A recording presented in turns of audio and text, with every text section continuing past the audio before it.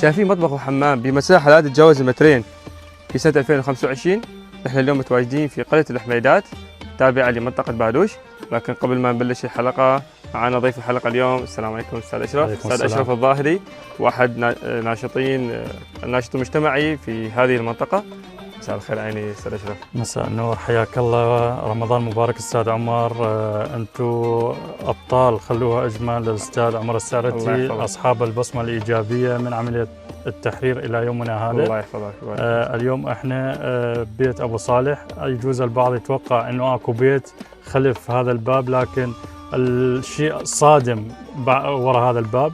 تفضلوا شوفوا. غرفة واحدة، هاي غرفة واحدة بها 8 نفرات، 6 أطفال.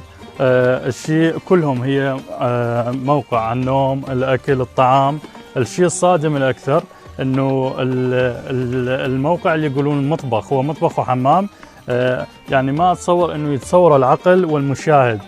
تعال مثل ما تشوف، هذا هو عبارة عن مطبخ وحمام. هاي أنا بنظري مع احترامي لصاحب العائلة ومع احترامي للعائلة، هذا موقع خربة، لكن هو فعلا هو موقع حمام وهو مطبخ بنفس الوقت. اللي هم يطبخون هنا وياكلون بهاي الغرفة مال الطعام، وهي غرفة النوم.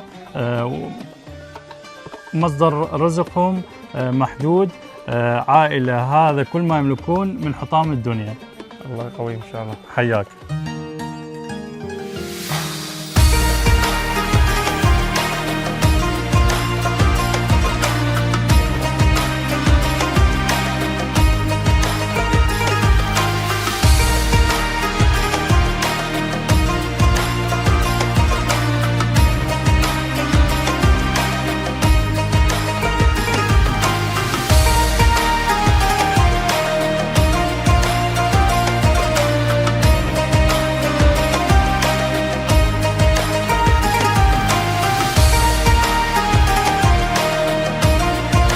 رجعنا لكم من جديد مع عائلة أبو صالح. طبعا صراحة كل عائلة ندخل بيها أقول إنه هاي العائلة أتعب من العائلة اللي قبلها، واكتشف إنه أكو عوائل بعد أتعب وأتعب. يعني هاي العائلة صراحة من أتعب العوائل اللي زرتهم خلال البرنامج، وضعهم جدا مأساوي. فالحمد لله اليوم إن شاء الله يكون نحن جزء بسيط من تغيير واقع حالة أبو صالح. فأولا نبدي بالدعم لهذه العائلة. عندنا مبلغ مالي مقدم من شركة عمر عطار باشي لوكالة تجارية السيارات، طبعا عنوانه بتقاطع البراوي بالموصل. إن شاء الله هذا المبلغ يكفيهم شهر رمضان وأكثر.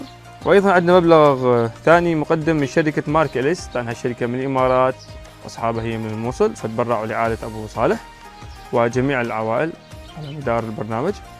وأيضا عندنا بطاقة مقدمة من مدينة الألعاب جدة سيتي السياحية في منطقة الشلالات. طبعا هاي راح يكون أبو صالح وجميع أطفاله دخولية وكافة الألعاب مجانا لمدة سنة كاملة. وأيضا فقرة الأهم من برنامجنا هي الأجهزة الكهربائية.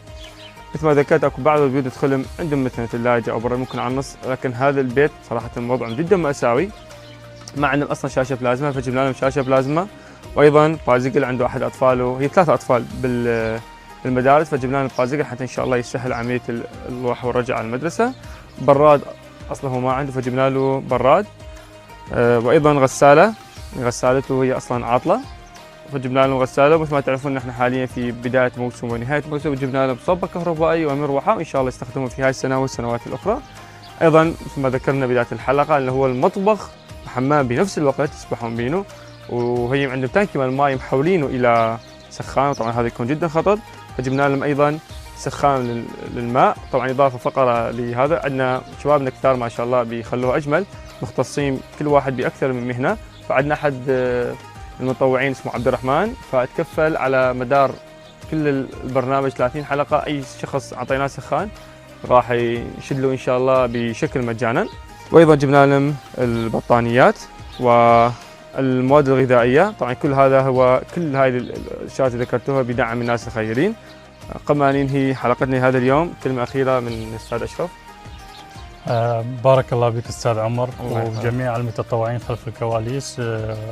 جزاه الله خير المتبرعين. أنا عندي رسالة أتمنى أنه تصل إلى جميع المنظمات والمؤسسات الخيرية والمتبرعين. هاي الحالة هي واحدة من عشرات الحالات بالمناطق القرى والمناطق غرب الموصل، حميدات وبادوش. عندنا الكثير من العوائل اللي يمثلهم أبو صالح، بعيدين ومهمشين، عن جميع المؤسسات. للعلم أول مرة تدخل مؤسسة خيرية تتبرع بهذا العدد والكم من الأجهزة الكهربائية والمواد الغذائية.